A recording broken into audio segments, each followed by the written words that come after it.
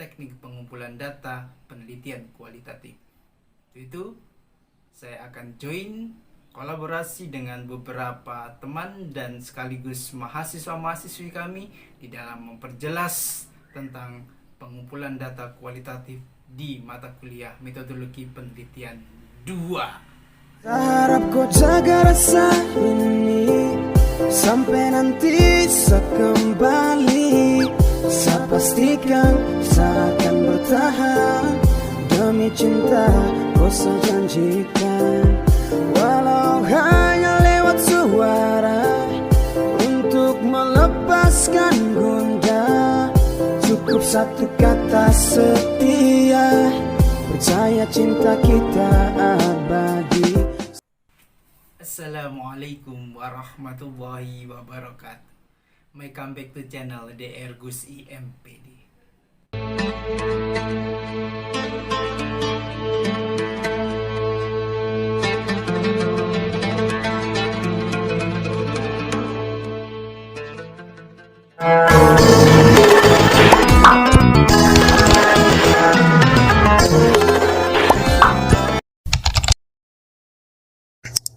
Dukungannya jangan lupa subscribe, Like, comment, share. jangan lupa share juga ya. Pesan tombol loncengnya. Baca. Mahasiswa-mahasiswi yang dirahmati oleh Allah Subhanahu wa Ta'ala, di perkuliahan hari ini saya akan menyampaikan dan membahas tentang teknik pengumpulan data penelitian kualitatif. Itu saya akan join kolaborasi dengan beberapa teman dan sekaligus mahasiswa-mahasiswi kami di dalam memperjelas tentang pengumpulan data kualitatif di mata kuliah metodologi penelitian 2. Tonton video ini sampai habis, jangan di skip-skip supaya memperoleh ilmu pengetahuan yang sempurna untuk menyelesaikan skripsi, tesis, dan disertasi. Tonton video ini sampai habis supaya mendapatkan ilmu pengetahuan tentang metodologi penelitian guna untuk mempermudah penulisan skripsi, tesis, dan disertasi sebagai tugas akhir dari mahasiswa itu sendiri. Langsung kita ke materi. Cek cus. وإظهار شعائر على طريقة جمعية نهضة العلماء وإظهار شعائر على طريقة جمعية نهضة العلماء وعلى آله وصحبه وسلم. Mahasiswa-mahasiswi yang dirahmati oleh Allah Subhanahu wa Ta'ala, ketika kita bicara tentang pengumpulan data kualitatif, kebanyakan dari mahasiswa bingung.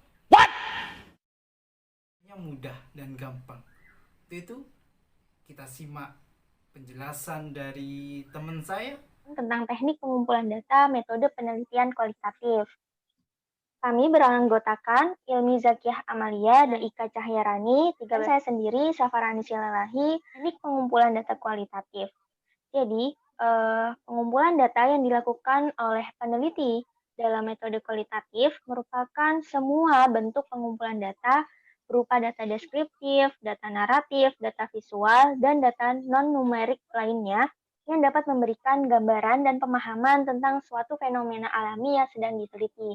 Jadi, sebenarnya semua sumber data dapat diterima menjadi data kualitatif selama pendekatan pengumpulan data tersebut sesuai dengan kriteria atau layak, kemudian dapat dilaksanakan dan dapat memberikan pemahaman yang lebih tentang fenomena yang sedang diselidiki oleh peneliti.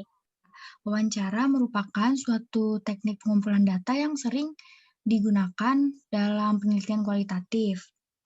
Nah, wawancara sendiri ini artinya two-way question, yaitu oral questionnaire yang dilaksanakan oleh peneliti untuk tujuan yang spesifik dan berhubungan dengan penelitian. Wawancara ini biasanya menghasilkan data yang mendalam dari sisi partisipan. Wawancara terdiri atas 3 tahap. Tahap pertama itu biasanya perkenalan untuk membangun hubungan saling percaya. Lalu tahap kedua adalah pengumpulan datanya sendiri. Lalu yang terakhir adalah ikhtisar respon partisipan atau konfirmasi. Menurut Guba dan Lincoln, tujuan wawancara yaitu mengkonstruksi mengenai orang, kejadian, organisasi, perasaan, motivasi, tuntunan, dan kepedulian. Lalu merekonstruksi masa lalu, memproyeksikan harapan pada masa yang akan datang, memverifikasi, mengubah, dan memperluas informasi yang diperoleh dari orang lain, baik manusia maupun bukan manusia, atau disebut triangulasi, dan memverifikasi, mengubah, dan memperluas konstruksi yang dikembangkan oleh peneliti. Wawancara sendiri dibagi menjadi 3 jenis, yaitu yang pertama tidak berstruktur, yang kedua semi berstruktur, dan yang ketiga berstruktur. Wawancara tidak berstruktur itu dimulai dari pernyataan umum dalam area yang luas dalam penelitian. Nah, wawancara ini biasanya diikuti oleh suatu kata kunci dan tidak ada pertanyaan yang ditetapkan sebelumnya. Jenis wawancara ini bersifat fleksibel dan peneliti dapat mengikuti minat dan pemikiran partisipan. Pewawancara ini dapat bebas menanyakan berbagai pertanyaan kepada partisipan dalam urutan manapun bergantung pada jawaban. Wawancara ini menghasilkan data yang terkaya, tetapi juga memiliki dross rate tertinggi. Dross rate itu merupakan jumlah materi atau informasi yang tidak berguna dalam penelitian. Nah, selanjutnya wawancara semi berstruktur. Wawancara ini sekuensi pertanyaannya tidaklah sama pada tiap partisipan, bergantung pada proses wawancara dan jawaban tiap individu. Peneliti dapat mengembangkan pertanyaan dan memutuskan sendiri mana isu yang akan dimunculkan. Selanjutnya ada wawancara tidak berstruktur. Nah, wawancara ini berisi sejumlah pertanyaan. Maaf, ini seharusnya wawancara berstruktur. Jadi wawancara ini berisi sejumlah pertanyaan yang telah direncanakan sebelumnya. Jadi wawancara ini bersifat sangat mengikat untuk pertanyaan dan strukturnya. Jadi tiap partisipan ditanyakan pertanyaan yang sama dengan urutan yang sama pula. Jenis wawancara ini menyerupai kuesioner survei tertulis, namun diperoleh dari wawancara langsung atau berbicara langsung.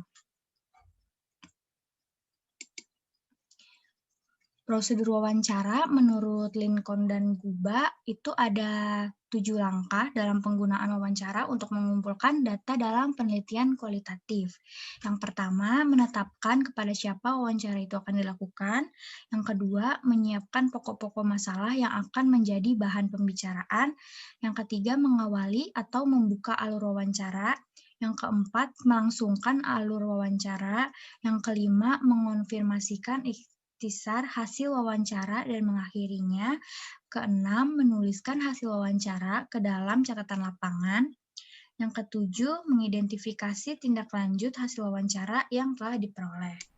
Observasi merupakan pengumpulan data melalui pengamatan langsung terhadap suatu keadaan asli tanpa ada pengubahan ataupun manipulasi dalam penelitian.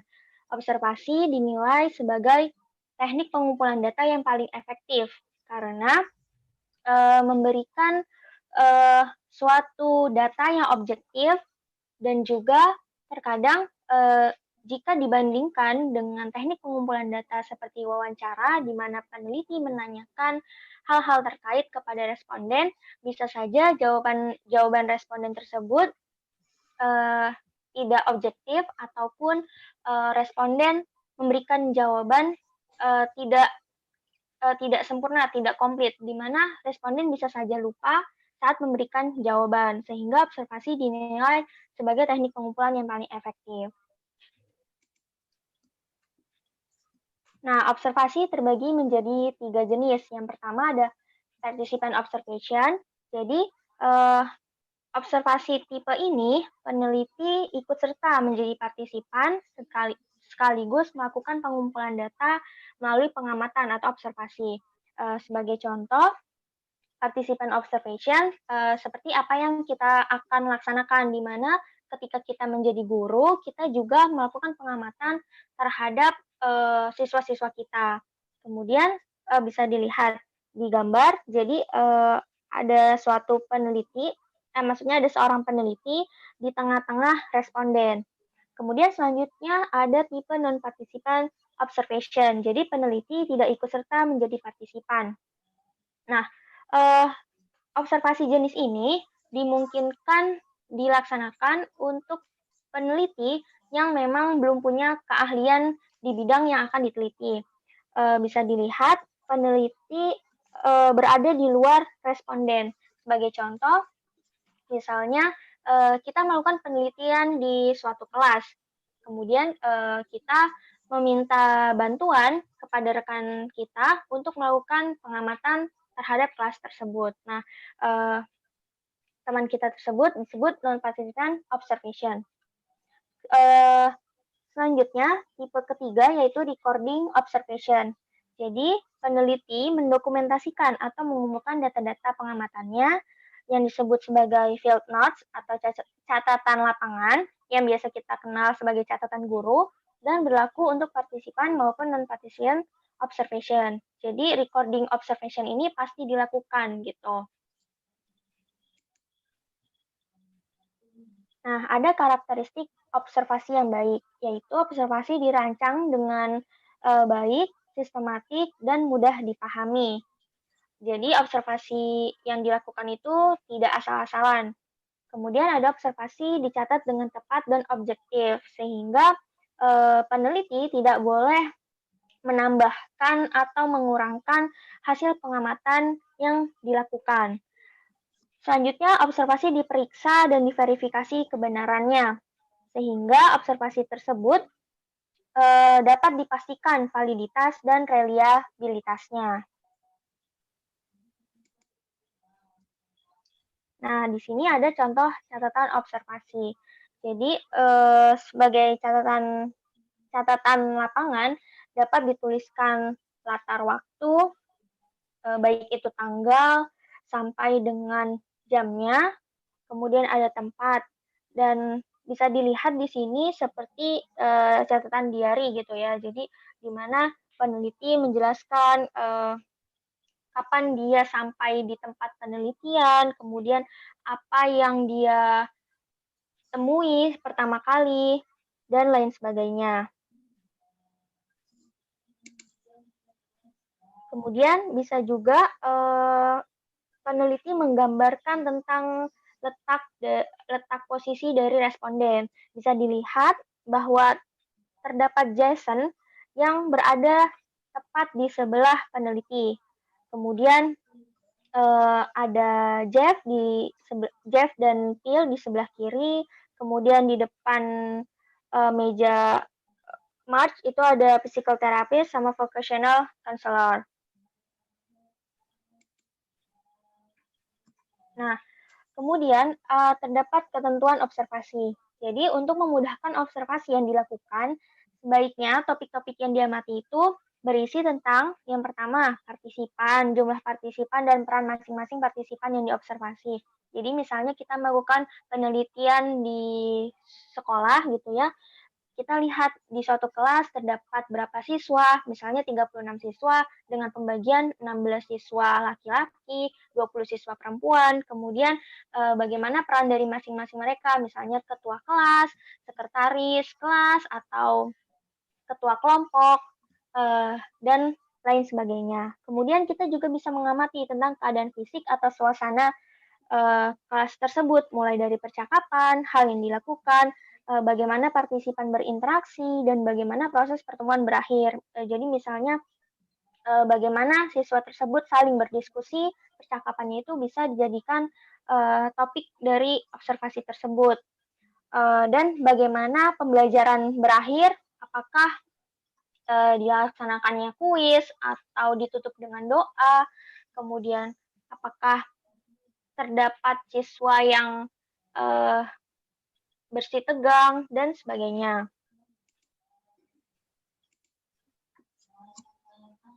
Kemudian topik selanjutnya bisa dituliskan tentang aktivitas yang dirasa menarik atau terlihat berbeda. Misalnya didapati siswa yang mencontek atau didapati siswa yang bermain handphone ketika pelajaran sedang berlangsung, atau bisa juga misalnya ada siswa yang aktif di hari sebelumnya, tetapi pada hari tersebut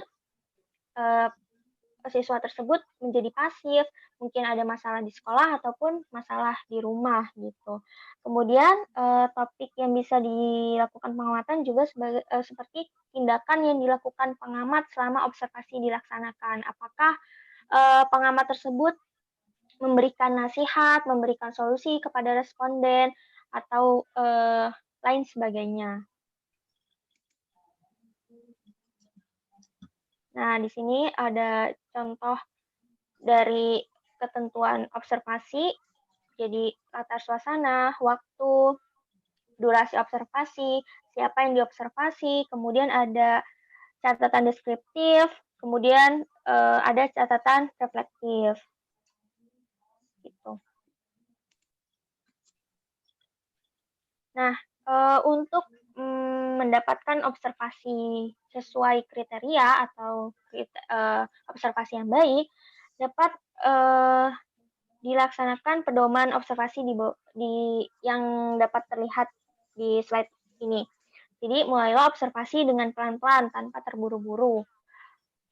Hindari prasangka atau asumsi diri sendiri terhadap apa yang diamati. Jadi ketika melakukan pencatatan atau pengamatan, observer tidak boleh memberikan catatan tambahan atau mengurangi apa yang telah dilihatnya. Jadi memang benar-benar objektif dan sesuai pengamatan yang asli gitu.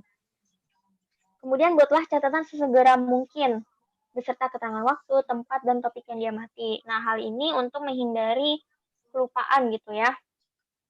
Kemudian buatlah daftar kata-kata kunci yang berhubungan dengan observasi yang dilakukan. Hal ini bertujuan untuk memudahkan analisis data selanjutnya. Kemudian pisahkan catatan deskriptif dengan catatan reflektif. Jadi bisa yang sebagaimana gambar sebelumnya, di slide sebelumnya, itu kan catatan deskriptif di sebelah kiri, kemudian catatan reflektif di sebelah kanan. Jadi walaupun dalam satu lembar yang sama, usahakan dipisahkan di dua kolom yang berbeda. Kemudian tuliskan prasangka atau pertanyaan yang muncul setelah observasi dilaksanakan. Nah, tadi kan kita tidak boleh menuliskan hasil pengamatan sesuai asumsi kita atau perspektif kita. Nah, tapi kita boleh menuliskannya di tempat lain gitu ya, di bagian lain. Jadi jangan disatukan dengan hasil observasi. Nah, bisa saja menuliskan perspektif yang muncul atau pertanyaan yang muncul saat observasi. Kemudian, tuliskan hasil observasi ke dalam program komputer untuk analisis lebih lanjut. Ini merupakan salah satu metode pengumpulan data kualitatif dengan melihat atau menganalisis dokumen-dokumen yang dibuat oleh subjek sendiri atau oleh orang lain tentang subjek. Next. Untuk pengumpulan data di dokumentasi ini ada 3, yaitu yang pertama dokumen, kemudian yang kedua records dan personalia files, dan yang ketiga fotografi. Next. Untuk yang pertama, dokumen. Nah, dokumen ini merupakan sejumlah besar fakta dan data tersimpan dalam bahan yang berbentuk dokumentasi.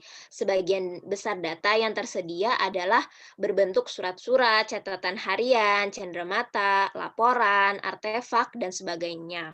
Kemudian, untuk dokumen ini ada 2 jenis, yaitu dokumen pribadi dan dokumen resmi. Nah, kalau dokumen pribadi itu merupakan catatan seseorang secara tertulis tentang tindakan, pengalaman, dan kepercayaannya.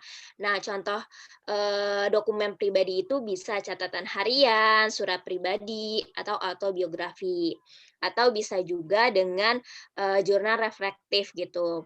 Nah, jurnal reflektif ini biasanya diisi oleh peserta didik yang dapat memberikan gambaran kepada guru tentang dunia peserta didik dan pengalaman kelas harian mereka yang dapat mempengaruhi proses pembelajaran secara bermakna.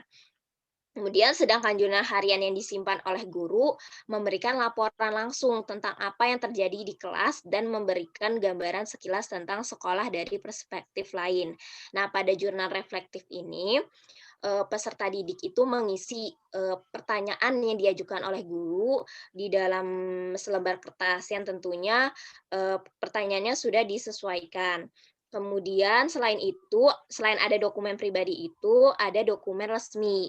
Nah, dokumen resmi ini memberikan gambaran mengenai aktivitas keterlibatan individu pada suatu komunitas tertentu dalam setting sosial.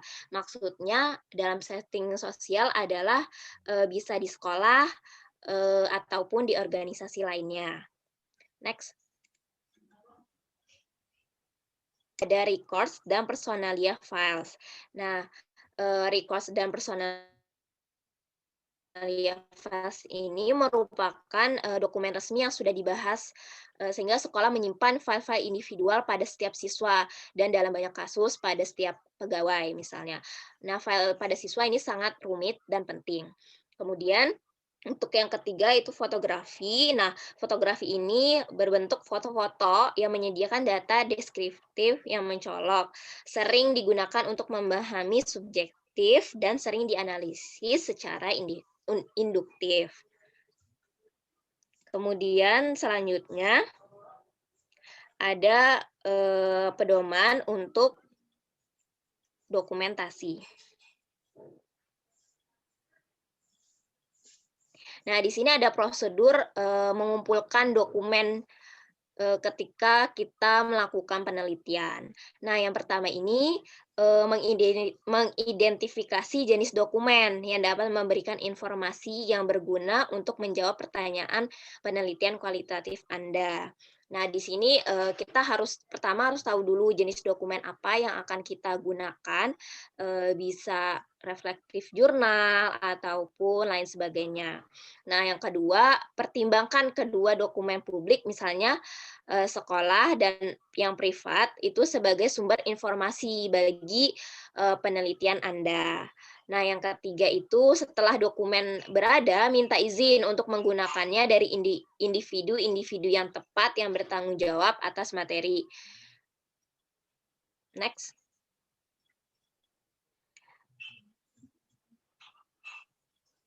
Jika Anda meminta peserta untuk membuat jurnal, sebaiknya kita memberikan petunjuk spesifik tentang prosedur tersebut agar sesuai dengan tujuan dari penelitian kita. Kemudian yang kelima, setelah kita memiliki izin untuk menggunakan dokumen, periksa mereka untuk akurasi, kelengkapan, dan kegunaan dalam menjawab pertanyaan penelitian dalam penelitian kita. Kemudian yang terakhir, kita mencatat informasi dari dokumen. Begitu panjang dijelaskan tentang pengumpulan data kualitatif. Bagaimana seorang mahasiswi meneliti dengan interview, wawancara, sebagaimana yang sudah dicontohkan tadi oleh mahasiswa, guna untuk memperjelas bagaimana sebenarnya tentang penelitian kualitatif dengan teknik pengumpulan datanya. Semoga jelas, manfaat, dan berkah. Apabila ada pertanyaan, silahkan di kolom komen. Hei pujaan hati, apa kabarmu? Ku harap kau baik-baik saja.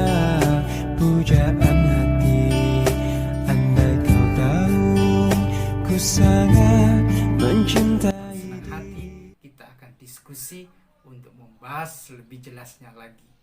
Billahi taufiq wal hidayah, warido wal inayah. Wassalamualaikum warahmatullahi wabarakatuh.